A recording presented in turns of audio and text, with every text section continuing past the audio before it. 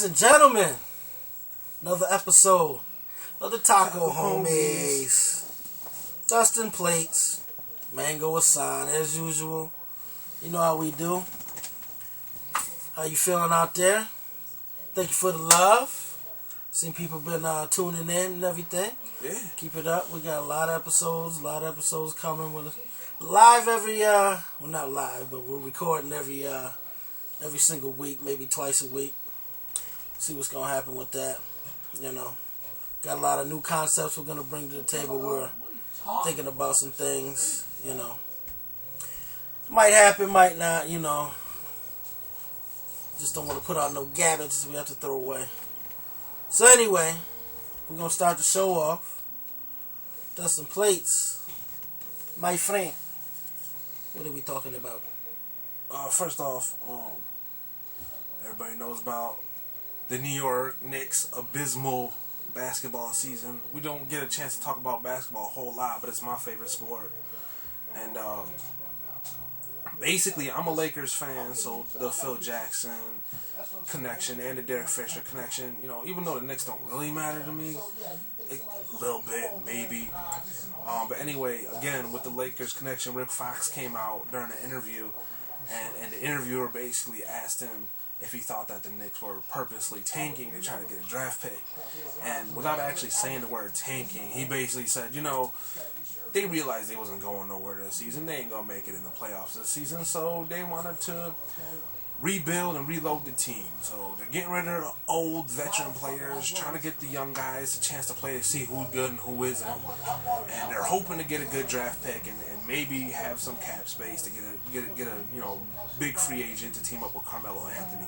So basically, you know, the way he made it sound like he didn't want to use the word tank, but he's kind of admitting, like, you know, it's not working out, so they're doing what they can to build this team. And you know, I mean, Phil Jackson's one of the greatest coaches of all time, but when he said he was going to be like the GM of this Knicks team, I'm kind of like, really? Mm-hmm. Like, you know, great coaching always doesn't turn into great general managing, so I wasn't sure how that would work out. But if they were trying to do something, he should have been the coach. This is his next year. He could have been like the coach for like the first 3 years to maybe help the team out and then got promoted. Right. But, you know, I mean, this is only really his first real whole year doing that, so maybe we'll see something happen with them in the future. I don't know. Yeah. I mean, I feel their pain, but fuck the Knicks, man. I'm a Sixers fan. We suck, man. I don't know what the fuck's going on. I mean, it's just like, you know, y'all got to shut up. Anyway, I don't know, man. Well, we must be in rebuild mode or something. But, hey, 2 years in a row like this, man, at the bottom, the very bottom, man, not a good look. You know, me, I've never been a Knicks fan or a Nets fan, but I've always rooted for them just because of the home state pride. But other than that, you know, I hope they do good, but it doesn't really matter to me if they do or not. It's just something I had to bring up. Tacos! Naomi, the big heel turn on Monday Night Raw. Something I was, you know, I mean, I'm cool with it either way, whether it happened or not. But the fact that it happened in the way that it happened, I was kind of impressed with. And, you know, I was kind of getting sick of Naomi coming out with the Usos. Like, you know, she wants to be a serious diva. Yeah. There's a spot for a serious diva now that AJ is officially retired for 2 or 3 weeks now. Yep. She immediately jumped into that role, and I think she's doing great. And what she did last night solidifies her spot, man. I mean, that's what she needed. Whoop some ass. Fuck all that smiling shit, coming to the ring dancing and shit. You know what I mean? Whoop some ass. Yeah, whoop some ass. She'll have a title by the end of the year. Definitely. SummerSlam, damn it. Yeah, SummerSlam. Yeah, give her. Yeah, she needs to get that shit. Yeah, she needs to get that. Whoop that. You know, whoever the hell. Maybe like if she does get a pay-per-view match, I feel like she needs to get like her ass beat just because she is that bad guy. So she needs to have that one match where she loses horribly. That way, you know the fans can cheer for whoever she's fighting or whatever. But at the same time, it would build more to the character that she is. Oh, now I'm even more embarrassed I got beat. So now I'm going to be even more ruthless. Yeah. And go after that title during SummerSlam and just, do her thing. So, I mean, to me, she's not necessarily the best diva, but she has the most weapons as a diva, and so I'm really interested to see how she pulls it off. Like I said, hopefully SummerSlam they give her the title. She deserves that shit. But if she doesn't, she'll have it by the end of the year, and it'll be big because it'll be her first time having a championship. So and change the ugly ass butterfly belt, man. Yeah, get rid of that shit. Damn. Please. There wasn't nothing wrong with the old belt. But whatever. Did anybody catch the DDT that Dolph Ziggler landed on Adrian Neville? Ooh. Damn. Looked like he broke his whole, like, a spring or something, man. Like, good DDT. The Dolph Ziggler should do that more often. I mean, that should be like, I know he does it every now and then, but shit, I'll be killing him every week with that, man. Yeah, the DDT is one of his main attacks that he does, but to do it the way he did it, it was like the whole motion looked nasty. And I think it was great. Like, wow. I was watching Raw live, and I was thinking, I really want to rewind it, but I can't because I was watching this shit live. So, yeah, I just, DDT like that. Yeah, we sat in here watching about 20 times before we started recording the show, So, yeah. Vicious. Yeah. I didn't catch the John Cena match. I did. So, I caught it. It wasn't a bad match. It wasn't bad. The springboard stunner wasn't as great as previous weeks. I feel like it's getting old fast. But I like it. I mean, I like to see him. It's a new setup for the AA, FU, whatever. I still call it the FU. Alcoholics Anonymous. Yeah. But yeah, I mean, it's different for him, and it's exciting to see somebody do it. Right. So I mean, the first one at WrestleMania was explosive. Ever since then, they kind of felt like they've been a little bit. Yeah, it's going. It's been kind of lazy. Yeah. It feels like it feels like it isn't a perfect landing. He hasn't perfected it yet. At WrestleMania, it was a perfect springboard, perfect hold all the way down, and so that's what we're looking for when he does it. We know now he's gonna be doing it every week, at least until the next pay-per-view. Just say, hey, this is one of my new moves. But yeah, I mean, I feel like he should replace the AA and just do that as his finisher.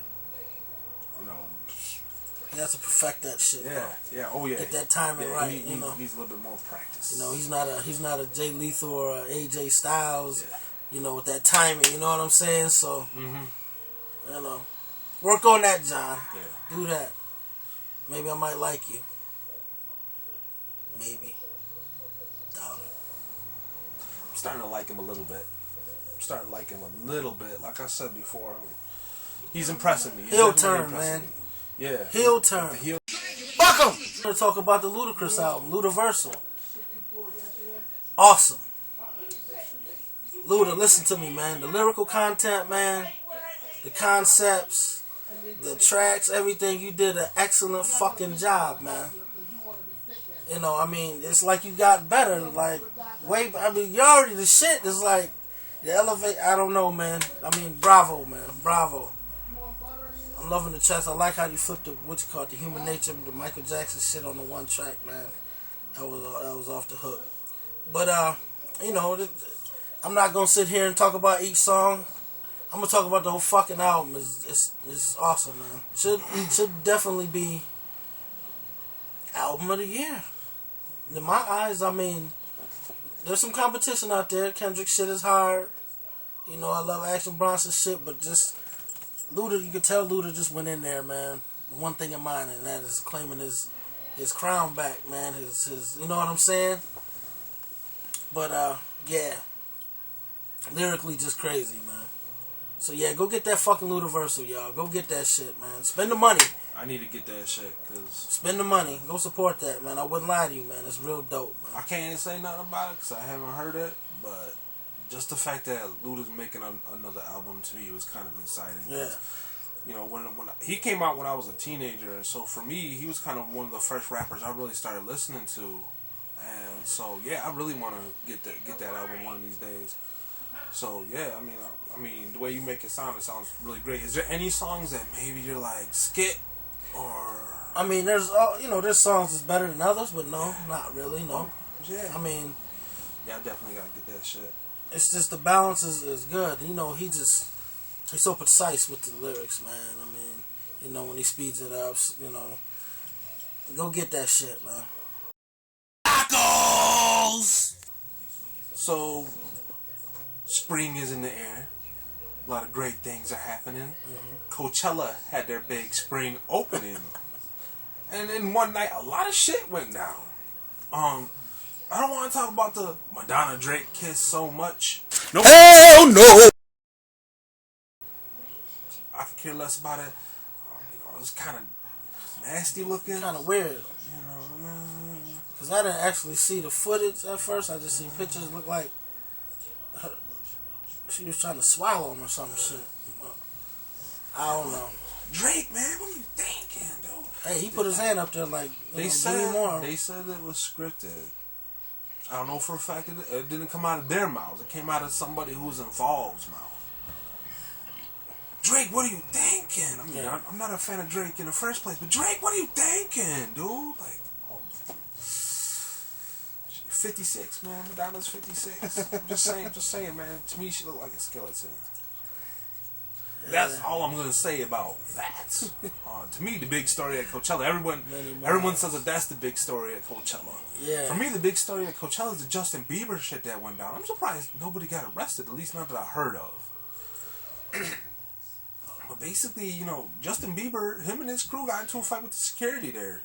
Justin Bieber wanted to go in, and they were at maximum capacity, and so security was like, "We can't let you in." And when Justin Bieber was like, "Fuck that, I'm going in anyway," dude had him in a chokehold. I heard that there's a video of him actually being in a chokehold. I haven't been able to find it anywhere, whether it be Google, YouTube, whatever. But I mean, I believe it happened. Check that shit out. And pull it up. Yeah, but yeah, I mean, it was nice to hear that, like, okay, Justin Bieber, who one time was like the biggest celebrity in the planet for a little bit, to me, he was like the new Michael Jackson. You know, it's nice to see that, like, alright, there are people out there that aren't gonna let you break the rules. Like, legitimately. Some security guards might have taken that chance of saying, alright, you can come in, but now we're breaking the rules. Now we might get fired. Now we might get, you know, arrested because now we're against the law. And it's like, you know, the fact that these dudes didn't let it happen, and then the fight broke out, and everybody got thrown out. All of Justin Bieber's crew, he had his whole posse with him. You know, they're fighting security, and they all got, you know, thrown out of that bitch. So, man, you know, I've always said, you know, Bieber catches a lot of hate because he deserves a lot of hate. No, he's a dick. But I've always said, you know, to me, if Bieber was here right now, I'd be chilling with him. Like, I think Bieber, you know, he seems like a fun person to just hang out with for a day. And you could just imagine the kind of publicity you get just being somebody hanging with Justin Bieber. He just looked like one of them motherfuckers after 5 minutes, man. Him talking, I'm just either like gotta leave or I'm gonna slap the shit out of his ass. I ain't gonna listen to none of the dude's music, but I would hang with him if, you know, he was like, "Hey Dustin, let's chill." But alright, man, I'm dropping everything. You know, just cause. I ain't listening to none of your music, man. But we'll hang. We'll hang. Yeah, well, what are you gonna do? He's young, rich. Yeah. Fuck it. Done a lot of stupid shit. Tacos!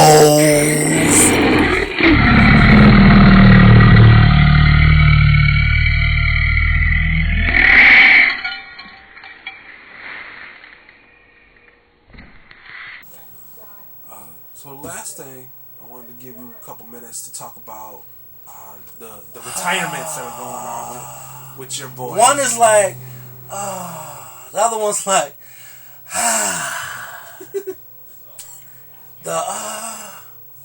Troy. I knew it was coming, the injuries, man. I just want to say thank you. Your contributions, your 2 Super Bowl victories, 3 appearances, 3 AFC titles, your defensive awards. You know, Troy, you are definitely first round ballot Hall of Famer. You are the man. I mean, I'm gonna miss you, man. Happy retirement, man. Good luck to all your future endeavors. Word up, for real. Thank you. That's all I can really say is thank you, bro. But Ike Taylor, get the fuck out of Pittsburgh, man. I never liked you. Not personally. Cost us a lot of fucking games, man. I heard somebody once say he was a shutdown corner. I don't know if they were talking about somebody else. They were drunk or high, but To me, I mean, no. I noticed both in the games and even in the video games, it seemed like with Ike Taylor, he was like maybe the slowest of all the starting cornerbacks. Like, if you're a starting cornerback, you're expected to be able to keep up with the receivers. And the dude had, some legitimate skill. He would come up with picks. I mean, out of nowhere I'm not saying he didn't Yeah. do some things, but consistency, brother. You know what I'm saying? When the wide receiver is way up here, you back here because you done turned around and he, come on, man. Come on, man. I'm going to give you one example. Last season, the New Orleans Saints game. I'm going to shut up now. For those who didn't see it, look that shit up any way you can. We got buried. Anyway. Goodbye. Peace out. Hey, better to retire, Probably had to. Nobody wants to. So. Yeah, so, I mean, for me, I just wanted to say real quick, Troy Polamalu to me was the face of the franchise last, decade and a half. I would even say above Ben Roethlisberger. I'd give you that. I'll give you that. Only because Ben Roethlisberger's fuck-ups. His bathroom stalls. His motorcycle accidents. So on and so forth. But even without that, I've noticed, the one year the Steelers won the Super Bowl, the next year, Polamalu was out for 6 weeks or 8 weeks or something like that. And during that time, the Steelers played horribly. When he was in the games, the team was back on track. They were looking like they were trying to get back to the Super Bowl. Yeah. And then he was out for a little while, and I've never noticed a situation where Roethlisberger was out for 6 or 8 weeks, so I can't really talk too much about that. But when Polamalu was out for 6 or 8 weeks, and it's been like that the last couple of years where he's been out for a significant amount of time, it just looked like a different Steelers team. And so I just want to say, to me, Polamalu, at least the best strong safety since Ronnie Lott. Oh, he's the heart of that whole. The heart of that defense. You know what I'm saying? Yeah. To me, if you think about, the top defensive players in the last decade, he's got to be the number one for that strong safety position. Because he did a little bit of everything. Mm-hmm. He's here and there at the same fucking time. Yeah. You know what I'm saying? Yeah. I've never seen anything like that in his snap count, man. When he jumps over that pile, man. Yeah, I'm going to miss you, Troy. Yeah, as a Ravens fan, a lot of people used to talk to me about comparison between Ed Reed and Troy Polamalu, and I would try to explain to people, the reason Ed Reed's stats might have been a little bit bigger is because he was always a zone cover safety who just watched the field. But Troy Polamalu did a little bit of everything. He blitzed, man coverage, zone coverage, run coverage. Whatever it was, he did it. He did a little bit of everything. So to me, it was they're two different players. They play two different positions. But to me, Troy Polamalu, he's the most versatile safety I've ever seen in my lifetime so far. And yeah, big props to him. Congratulations on your career. I'm not a Steelers fan, but I hate to see somebody like that go. So, congratulations on your retirement and all that. And I hope he will be. He needs to be a first ballot Hall of Famer. Yes, sir. As a not Steelers fan, I'd be pissed if he wasn't a first ballot Hall of Famer. And that's the show. That's it. So, we're gonna do a little bit of extras. Yeah, we got another field trip. Another field trip. We're not gonna say right now. We're not gonna say right now. So, anyway, We out this motherfucker, man. Taco homies. Dustin plates. Mango or sign. Till next time. We out of here. Peace. Later.